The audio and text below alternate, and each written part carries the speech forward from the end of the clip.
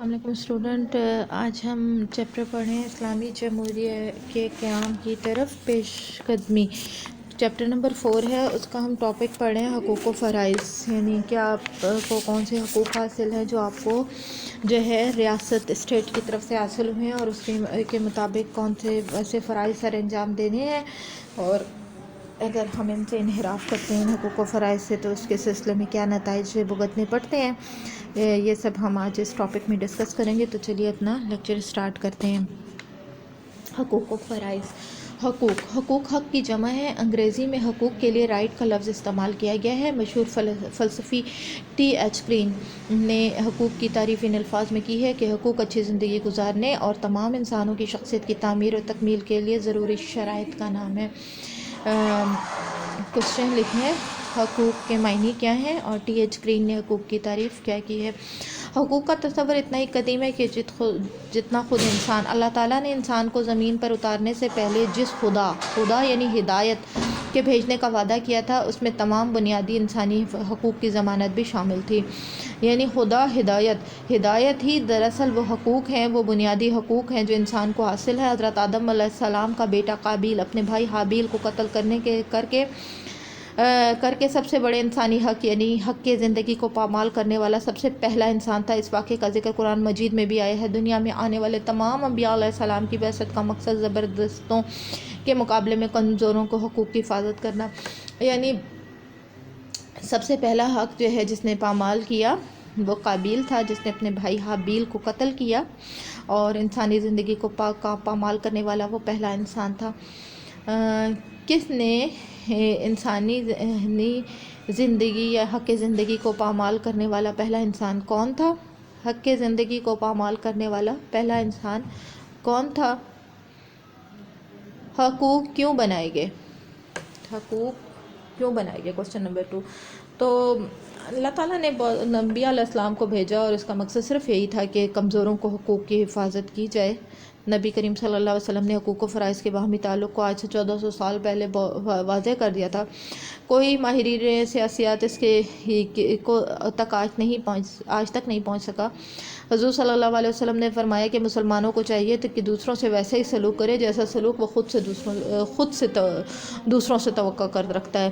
اگر کوئی ایک شخص زندہ رہنے کا حق مانگتا ہے تو اس کے لیے ضروری ہے کہ دوسروں کی زندگی کا احترام کرے۔ اگر کوئی ایک شخص باعزت زندگی گزارنا چاہتا ہے تو چاہیے کہ دوسروں کی عزت اس کے ہاتھ سے محفوظ رہے۔ حجت الوداع کے موقع پر اس کی جامع دستاویز موجود ہے۔ اسلامی ریاست میں شہریوں کے حقوق کا احترام کس حد تک کیا جاتا ہے؟ اس کا اندازہ حضرت ابوبکر صدیق رضی اللہ تعالیٰ عنہ کے قول سے ملتا ہے، میرے نزدیک کمزور اس وقت تک طاقتور ہے جب تک کہ طاقتور اسے اس کا حق نہ دلا دوں، اور طاقتور اس وقت تک کمزور ہے جب تک کہ اس کمزور کا حق اس سے وصول نہ کر لوں۔ حضور صلی اللہ علیہ وسلم نے اعلان حقوق کو تقریباً 6 صدیاں پہلے 1215 میں انگلستان کے لوگوں میں پہلی مرتبہ میگنا کارٹا کی روح سے بعد بنیادی حقوق حاصل ہوئے۔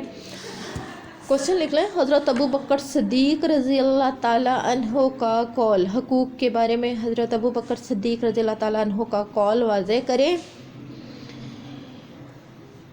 لوگوں کو بنیادی حقوق کس قانون کے تحت دیے گئے؟ اہل فرانس اور امریکہ برطانیہ میں تقریباً 6 صدیاں پہلے بنیادی حقوق کے تصور سے آشنا ہوئے۔ آج دنیا کے تمام مہذب ممالک کی دساتیر بنیادی حقوق کے باب لازمی شامل ہے۔ ان حقوق کو ناقابل تنسیخ قرار دیا جاتا ہے۔ عدالتوں کو ان حقوق کا محافظ بنایا گیا۔ نمبر 1 ہے حقوق کی خصوصیات۔ حقوق کی درجہ ذیل خصوصیات ہیں۔ حقوق متمدن زندگی کی بنیادی شرائط ہیں۔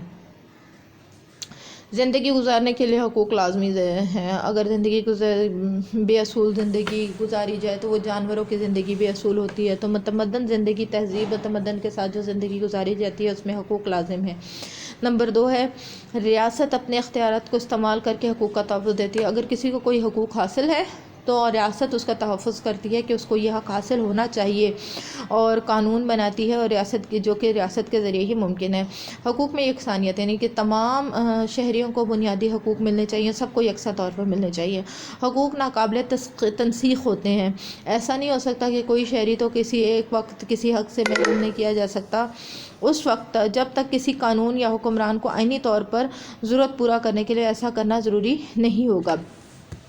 یعنی کسی بھی شخص کو اس کے آئینی حق سے محروم نہیں کیا جا سکتا، اس کو یہ نہیں کہا جا سکتا تمہیں یہ حق حاصل نہیں ہے جب تک کہ کوئی قانون یا آئین نہ بنا دیا جائے کہ جس کے تحت اس شق کو چینج کر کے اس کو تبدیل نہ کر دیا جائے۔ حقوق و فرائض لازم و ملزوم ہے، ایک شخص کا حق دوسرے کا فرض ہوتا ہے۔ نمبر 6 پوائنٹ ہے، حقوق ہی وہ اقدار ہیں جن کی معیار پر انسانی معاشرے میں منصفانہ اور غیر منصفانہ معیار قائم کیے جا سکتے ہیں۔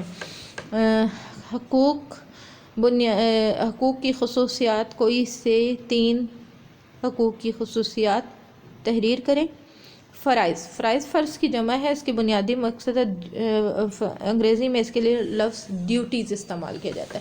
فرائض سے مراد ہے وہ ذمہ داری جو ایک شخص نبھاتا ہے، اس کے کام کا حصہ بھی ہے، یا کوئی ایسا کام جو ایک شخص اس کے لیے کرتا ہے، قانونی طور پر اس سے اس کا تقاضا کیا جاتا ہے۔ یعنی ایک شخص جو فرائض سر انجام دینے ہیں اور کسی کام کو نبھانے کے لیے یا کسی اخلاقی اور قانونی طور پر وہ اس کے فرائض کہلائیں گے، فرد یا معاشرے کے ایک شخص سے مطالبات کو اس شخص کے فرائض کہا جاتا ہے۔ حقوق و فرائض سے انحراف کے نتائج۔ حقوق و فرائض کا آپس میں بہت گہرا تعلق ہے۔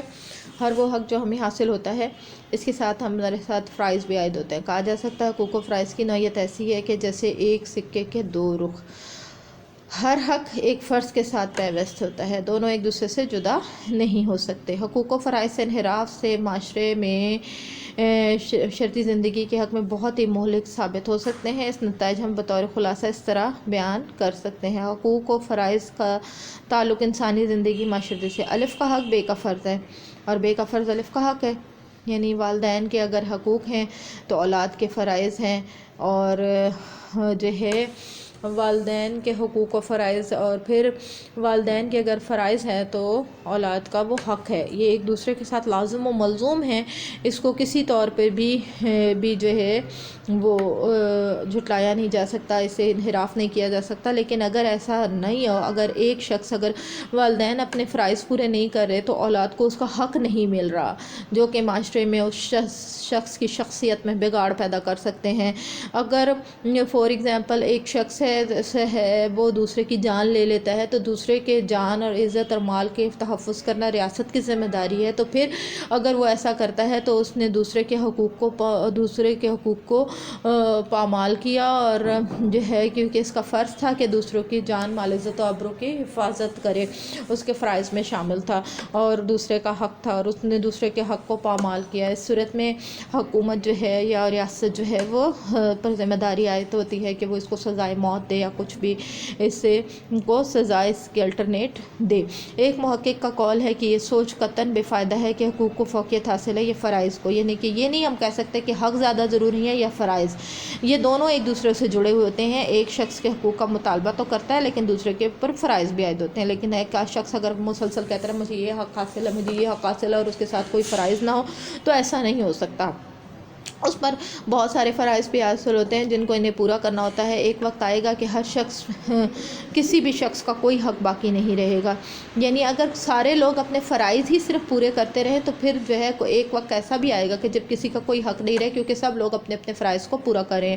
حقوق و فرائض کا فیصلہ محض برابری کی سطح پر نہیں ہوتا، بلکہ حقوق کچھ ایثار ضبط نفس میں مطالبہ کرتے ہیں، اور حقوق کا مقصد انسانی حرص اور تمناؤں کی تسکین نہیں ہوتا، جس کا مقصد اعلیٰ نصب العین ہے، اور اس کی بجا آوری اس طرح کرنی چاہیے کہ نہ صرف اپنے لیے بلکہ اپنے لیے زیادہ سے زیادہ خیر حاصل کرے، بلکہ پورے معاشرے کے لیے خیر اور نفع حاصل ہو۔ اس کا مقصد صرف یہی نہیں ہوتا کہ خود فائدہ ہو بلکہ پورے معاشرے کو فائدہ۔ مثال کے طور پہ مجھے اظہار رائے کا حق ہے، یعنی مجھے ایک حق حاصل ہے کہ میں اپنی بات کو کہہ سکوں، لیکن اس کا مطلب ہرگز یہ نہیں ہے کہ میں اپنے اس حق کو لوگوں کے درمیان وہ نفرت پیدا کرنے، تشدد کے لیے اس کو استعمال کر سکتا ہوں۔ میرا یہ فرض ہے، مجھے یہ حق تو حاصل ہے، لیکن یہ میرا فرض ہے کہ میں اس رائٹ کو استعمال کروں، لیکن اچھے اور پازیٹیو وے میں استعمال کروں۔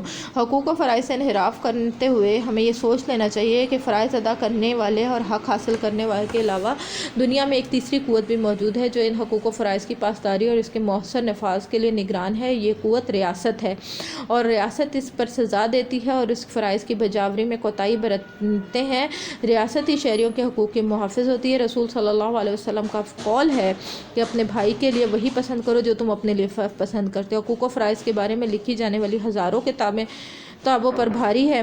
اگر انسانیت کی ایک مختصر سے جملے پر اپنا دستور العمل بنا لیا جائے، معاشرت کی ترقی اور اصلاح کے لیے کسی دوسرے فلسفی یا عبرانی علم کی ضرورت باقی نہیں رہتی۔ یعنی اگر ہم یہ کہیں کہ ہمیں جو پسند ہے ہم دوسروں کے لیے وہی پسند کریں تو یہ تمام چیزوں پر بھاری ہے، کیونکہ پھر ہم اپنے لیے تو ہمیشہ ہی اچھا ہی پسند کرتے ہیں، تو اگر ہم اپنے لیے جس طرح اچھا پسند کرتے ہیں اس طرح دوسروں کے لیے بھی اسی طرح پسند کریں تو کسی حقوق و فرائض کی ضرورت نہیں پڑے گی، پورا معاشرہ جو ہے وہ ترقی اور اصلاح کی طرف گامزن ہو جائے گا۔ اپنا بہت سا خیال رکھیے گا اور کوسچنز جو دیے ہیں اس کو نوٹ ڈاؤن کر لیجیے گا۔ اللہ حافظ۔